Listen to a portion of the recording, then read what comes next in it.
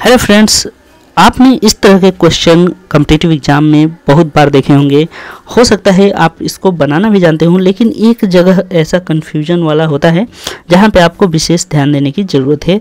तो चलिए जानते हैं इस तरह के क्वेश्चन में कहां पे गड़बड़ी होती है जब आप इसको सॉल्व करते हैं। कुछ लोग नए होंगे तो उन्हें पता नहीं होगा कि आखिर इस तरह के क्वेश्चन को सॉल्व कैसे किया जाता है। यहाँ पे बहुत सारे आपको अंडर रूट दिख रहे हैं, तो करना क्या होता है, सबसे पहले आपको पीछे वाले अंडर रूट को ख़त्म करना पड़ता है। ठीक है, लास्ट वाला जो सबसे लास्ट में है। यहाँ पे देख रहे हैं कि 144 है, तो 144 को आप दो तरीके से सॉल्व कर सकते हैं। एक तो डिवीजन मेथड भाग वाला, दूसरा ये फैक्टराइजेशन मेथड से। ठीक है, आप इसका उत्पाद निकालते जाइए, फैक्टर करते जाइए, और एक ऐसा सिचुएशन आएगा जहाँ पे आपको दो इसके जोड़े मिलेंगे। जैसे कि 144 किसका जोड़ा है, 12 का स्क्वायर है। ठीक है, 12 का वर्ग है 144। तो ऐसा ही सिचुएशन आपको लाना है, क्योंकि यहाँ पे कुछ नहीं है तो 2 है और 2 है, इसका मतलब ये स्क्वायर रूट पूछ रहा है। तो स्क्वायर रूट निकालना होता है। 144 का स्क्वायर रूट हमने बता दिया कितना होता है, 12। फिर उसके बाद क्या है, प्लस है, और प्लस में क्या है, 52 है।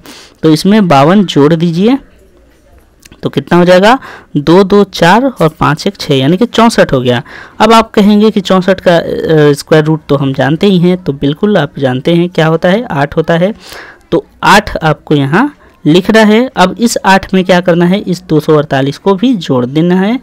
तो यहाँ पर 248 जब जोड़ेंगे तो कितना आ जाएगा, तो 8 8 16 और 4 1 5 और 256 आ गया। ठीक है, अब 256 फाइनली यहाँ पे हमें मिल गया सारे रूट ख़त्म होने के बाद।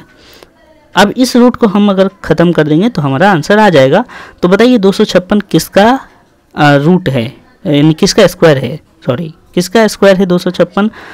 तो आपको अगर पता है, याद है, तब तो बहुत अच्छा। वैसे भी आपको याद कर लेना चाहिए। 1 से 30 तक का स्क्वायर आपको एकदम याद होना चाहिए। 1 से 15 से 20 तक का क्यूब आपको जरूर याद होना चाहिए, तभी जाकर आप फटाफट सवाल को बना पाएंगे।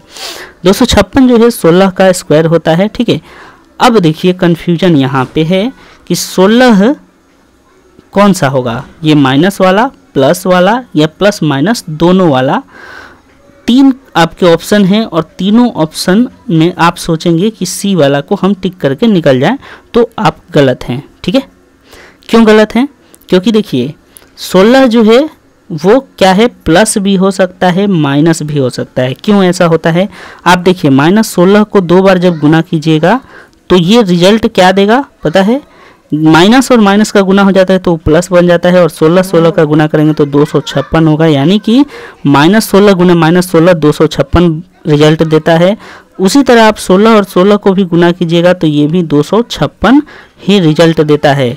यानी कि स्क्वायर जब हम बनाते हैं तो वो दो कंडीशन में बनता है, माइनस माइनस मिलके भी प्लस और प्लस प्लस मिलके भी प्लस।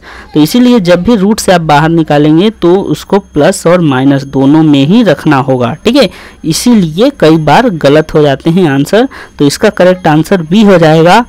एक सिचुएशन ध्यान रखना है कि जब आपका कोई लंबाई चौड़ाई या फिर कुछ ऐसा सवाल में दिया है जिसमें कि माइनस संभव ही नहीं है। अगर कोई बोलेगा कि हमें एक जगह है उसका क्षेत्रफल निकालना, तो क्या क्षेत्रफल कभी निगेटिव हो सकता है, तो उस सिचुएशन में हमेशा प्लस में ही आंसर होता है। लेकिन बाकी जगह पर आपको दोनों प्लस और माइनस दोनों लेकर चलना है। ठीक है, समझ में आया। तो ये पूरा जो क्वेश्चन था इजी तो था, लेकिन यहाँ पे जो कहानी है वो अभी आप समझ गए होंगे पूरा, इस सही तरीका क्या है और सही इसका आंसर क्या है।